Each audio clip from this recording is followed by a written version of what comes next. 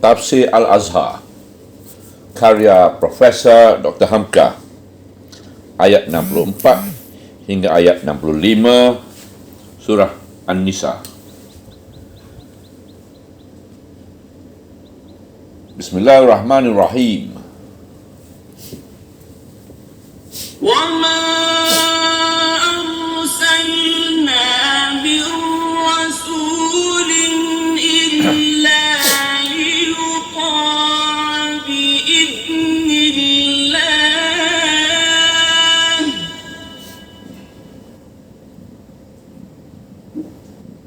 وَلَوْ أَنَّهُمْ إِذ ظَّلَمُوا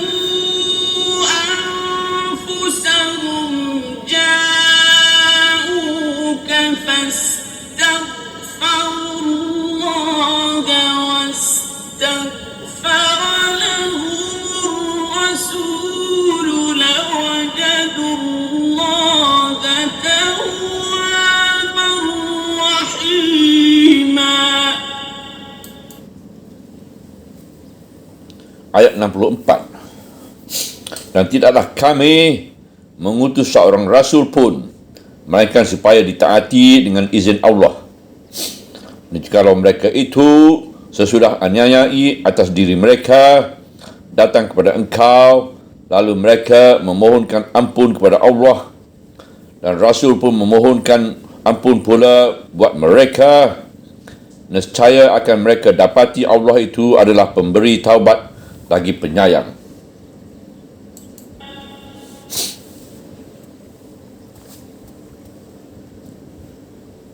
فَلَا وَرَبِّكَ لَا يُؤْمِنُونَ حَتَّى يُحَكِّمُوكَ فِيمَا شَجَرَ بَيْنَهُمْ ثُمَّ لَا يَجِدُوا فِي أَنفُسِهِمْ حَرَجًا مِّمَّا قَضَيْتَ وَيُسَلِّمُوا تَسْلِيمًا. Ayat 65. Maka sungguh tidak, demi Tuhan engkau, tidaklah mereka itu beriman, sehingga mereka bertahkim kepada engkau pada hal-hal yang berselisih di antara mereka. Kemudian itu tidak mereka dapati dalam diri mereka keberatan atas apa yang engkau putuskan, dan mereka pun menyerah dengan penyerahan yang sungguh-sungguh. Untuk menjelaskan betapa besar kesalahan mengikuti hukum Allah dengan separuh-separuh itu sampai orangnya dicap munafik, datanglah lanjutan penjelasan Tuhan tentang kedudukan Rasulnya. Dan tidaklah kami mengutus seorang rasul pun melainkan supaya ditaati dengan izin Allah. Pangkal ayat 64. Kedatangan rasul bukanlah semata buat dipuja-puja, padahal pimpinannya tidak dituruti. Orang yang mengakui rasul tetapi ajarannya tidak diikuti adalah munafik. Sekalian rasul bukan Muhammad saja, bahkan sejak pimpinan agama diturunkan Tuhan, semua diutus Allah adalah buat dipatuhi. Barang siapa yang mengelak-elak atau separuh-separuh, keluarlah dia dari lingkungan aturan Allah. Di ujung diberi ikatnya, iaitu dengan izin Allah.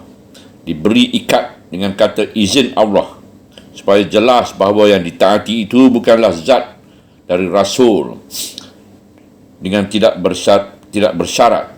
Rasul ditaati sebab dia menjalankan perintah Allah.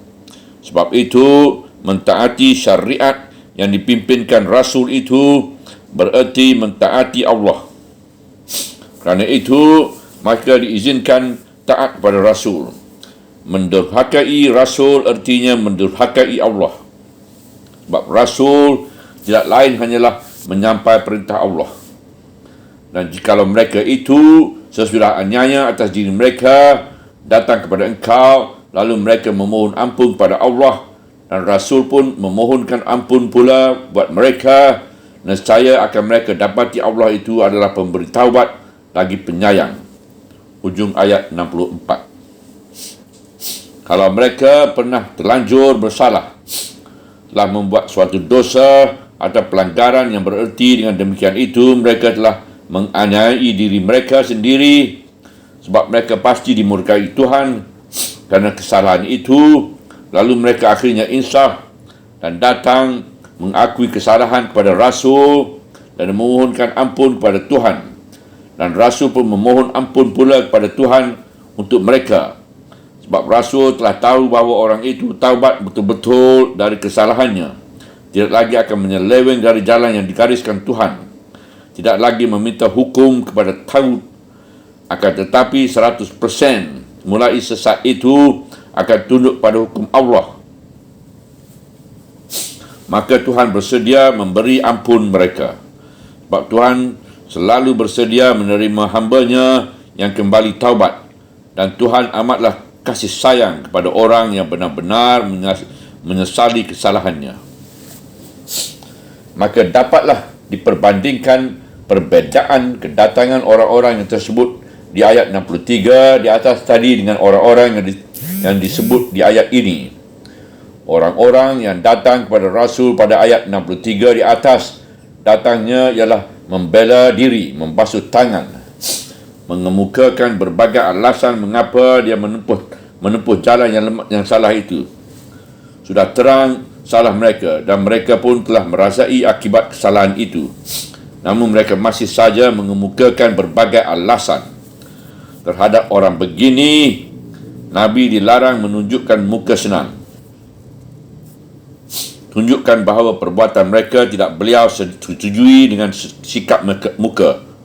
Kemudian ajari mereka, jelaskan betapa bahayanya perbuatan mereka, dan pilihlah kata-kata yang dapat menimbulkan insaf dalam hati mereka. Adapun di ayat ini ialah sambutan kepada orang-orang yang mengakui bahawa dia memang salah, dia taubat, dia hendak kembali ke jalan yang benar. Untuk itu mereka minta ampun kepada Allah. Setelah Rasul mengetahui bahawa orang-orang itu benar-benar taubat, Rasul pun disuruh memintakan ampun buat mereka kepada Tuhan. Tuhan bersedia mengampuni. Maka ampunan Tuhan amat bergantung kepada pengakuan Rasul bahawa memang orang-orang ini telah taubat. Sebab Tuhan telah menjelaskan bahawa Rasul itu diutus ialah buat ditaati. Maka dengan kata ini, Tuhan menjunjung tinggi kedudukan Rasulnya. Penjunjungan tinggi Tuhan atas Rasulnya ini dikuatkan Tuhan pula dengan sabdanya selanjut. Maka sungguh tidak, demi Tuhan engkau, tidaklah mereka itu beriman, sehingga mereka bertahkim kepada engkau pada hal-hal yang berselisih di antara mereka.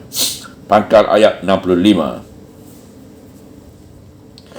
Itulah alamat mengakui pimpinan Rasul, kerana di antara sesama umat sewaktu-waktu akan terjadi perselisihan pendapat, perbezaan kepentingan, perlainan fikiran. Kadang-kadang kerana bermaksud baik, tetapi jalan fikiran berbeza, sebab cara memandang dan menilai soal tidak sama. Kadang-kadang kerana nafsu. Padahal Tuhan memberi kebebasan fikiran dan menganjurkan ijtihad, sehingga timbul berbagai aliran atau mazhab. Masing-masing menyangka bahawa pihak mereka lah yang benar, atau masing-masing mencari manakah yang lebih benar. Hal ini bisa membawa bahaya yang berlarut-larut, meretakkan kesatuan umat, bahkan membuat pecah kalau tidak ada yang suka bertahkim, meminta keputusan hukum kepada Rasul sendiri. Sebab Rasul lah yang telah ditentukan Tuhan buat ditaati, buat penyambung kehendak yang diwahyukan Tuhan pada umat manusia. Sebab itu, asal ada selisih, lekaslah bertahkim kepada Rasul. Kalau tidak mau begitu, tandanya tidak beriman.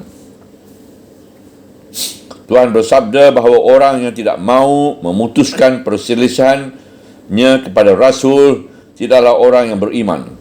Kemudian itu, tidak mereka dapati dalam diri mereka keberatan atas apa-apa yang engkau putuskan, dan mereka pun menyerahkan dengan penyerahan yang sungguh-sungguh. Ujung ayat 65. Apabila keputusan Rasul SAW sudah keluar, mereka tunduk pada keputusan itu dan menyerah, sebenar-benar menyerah. Tidak ada dalam hati tersimpan rasa tidak puas atas keputusan itu. Sehingga kalau masih ada yang hanya mulutnya saja yang menerima, sedang hatinya membantah, tandanya imannya kepada Tuhan masih juga munafik. Dan rumah sudah tokok berbunyi, api padam punting berasap. Nescaya inilah yang jadi pegangan kaum muslimin sampai ke akhir zaman. Orang yang sezaman dengan Rasul kalau berselisih bisa langsung meminta hukum kepada Rasul dan langsung pula menerima keputusan. Sekarang Rasul telah lama meninggal, maka ketaatan kita kepada keputusan hukum beliau setelah beliau wafat sama juga dengan ketaatan orang yang hidup di zaman beliau. Al-Quran sebagai sumber hukum telah terkumpul menjadi mushaf, dan sunnah atau hadis Rasulullah SAW sudah tercatat pula selengkap-lengkapnya. Malahan ulama-ulama yang dahulu telah menyalin pula hadis-hadis itu, menyisih dan menapis mana yang mutawatir, mana yang masyhur, dan mana yang ahad, dan mana yang sahih, mana yang hasan, mana yang daif, dan mana yang maudu, iaitu palsu. Malahan Rasulullah SAW pun seketika dekat akan meninggal dunia telah menjamin bahawa kita umatnya tidaklah akan beliau tinggalkan dengan sia-sia. Bismillahirrahmanirrahim. Telah aku tinggalkan pada kamu dua hal yang penting. Sekali-kali tidaklah kamu akan tersesat selama aku masih berpegang selama kamu masih berpegang kepada keduanya, iaitu kitab Allah dan sunnah Rasulnya. Hadis sahih riwayat Bukhari dan Muslim dan beberapa ulama hadis yang lain. Guru dan ayah saya, Dr. Syekh Abdul Karim Amrullah, mengatakan di dalam kitab beliau yang bernama Pedoman Guru Pembetulan Kiblat Faham yang Keliru, bahawa di zaman kita ini akan lebih mudahlah mempelajari agama dan lebih mudahlah berijtihad daripada di zaman-zaman dahulu. Kerana kalau kita mahu, sebab baik di Quran ataupun hadis tidak sesuka di zaman dahulu lagi untuk mendapatnya. Jika dahulu ditulis dengan tangan, sekarang telah dicetak dan berlipat ganda banyaknya. Bukanlah maksudnya supaya semua orang faham ilmu-ilmu agama dan mendalam sehingga semua sanggup menjadi mujtahid, sebab semua sudah ulama. Bahkan di zaman sahabat-sahabat Rasulullah SAW pun sendiri, yang seketika beliau wafat, menurut perhitungan ahli adalah 124,000 sahabat yang beliau tinggalkan. Tidaklah semuanya ulama, tidak juga sampai 1,000 orang yang ulama. Tetapi Al-Quran sendiri sebagai tersebut dalam surat Al-Taubah, iaitu surah 9 ayat 123, telah memerintahkan pembahagian pekerjaan mesti ada pada tiap-tiap golongan itu yang menyediakan diri dengan tafakuh fid dunia, iaitu memperdalamkan pendidikannya tentang hukum-hukum dan ilmu agama. Inilah yang kita sebut di zaman sekarang specialization. Orang-orang yang mengistimewakan perhatiannya pada ilmu-ilmu agama belaka untuk tempat orang bertanya. Di kalangan sahabat Rasulullah SAW sendiri, sahabat-sahabat yang besar sebagai Abu Bakar dan Umar, tidaklah penyelidikan mereka dalam hal hukum diketahui oleh Ibnu Abbas dan Abu Hurairah dan Ibnu Mas'ud dan Aisyah lebih banyak daripada yang diketahui oleh Abu Bakar dan Umar. Bahkan mereka itulah yang bertanya kepada orang-orang alim itu. Dalam beberapa hal, khalifah yang besar-besar itu bertanya kepada Ali bin Abu Talib, kerana beliau ini masih mempunyai kesempatan menyelidiki, sedang yang lebih tua, lebih banyak waktu beliau terpakai dalam urusan negara. Dan hal faraid misalnya, yang tua-tua itu bertanya kepada Zaid bin Sabit, bahkan dalam mengetahui penyakit-penyakit jiwa yang bisa membawa kepada munafik, Umar bin Khattab bertanya kepada Huzaifah bin Al-Yaman. Oleh sebab itu, untuk menjaga supaya umat tetap bertahkim kepada Rasul, kembali pada Al-Quran dan Sunnah dalam menyelesaikan pertikaian pendapat, perlulah selalu ada yang tafakuh fid dini, yang mengkhususkan penyelidikan dalam soal-soal agama, akan tempat bertahkim jika ada selisih. Malahan dalam satu hadis, Bismillahirrahmanirrahim, ulama adalah penerima pesaka Nabi-Nabi. Maka tampillah ulama-ulama besar sebagai Imam Abu Hanifah, Imam Malik, Imam Syafi'i, dan Imam Ahmad bin Hanbal dan lain-lain menyediakan diri jadi ulama, bertafakuh fid dini, bukan hanya semata-mata dengan menghafalkan hadis Rasulullah SAW dan mencipta ilmu usul fiqh dan umum fiqh, tetapi terutama sekali mereka selalu berusaha siang dan malam menyesuaikan kehidupan peribadi mereka dengan kehidupan Nabi, sehingga budi pekerti dan sopan santun mereka pun menjadi penjawat pusaka dari Nabi. Untuk menjadi contoh pula bagi kita yang datang di belakang, bagaimana menjadi ulama. Bahkan Imam Malik pernah mengatakan, Bismillahirrahmanirrahim, ulama itu adalah pelita dari zamannya. Tandanya, selain dari mengetahui ilmu-ilmu agama yang mendalam, ulama itu hendaklah pula tahu keadaan makan, iaitu ruang, dan zaman, iaitu waktu, sehingga dia tidak membeku, iaitu jumud. Kerana dengan jumud dan beku, mereka tidak akan dapat memberikan tahkim yang jitu sebagai penerima waris dari Rasulullah SAW kepada masyarakat yang selalu berkembang. Subhanallah, walhamdulillah, wala ilaha illallah, wallahu akbar, wala hawla wala quwwata illa billahil aliyyil azim, wala hawla wala quwwata illa billahil aliyyil azim, wala hawla wala quwwata illa billahil aliyyil azim.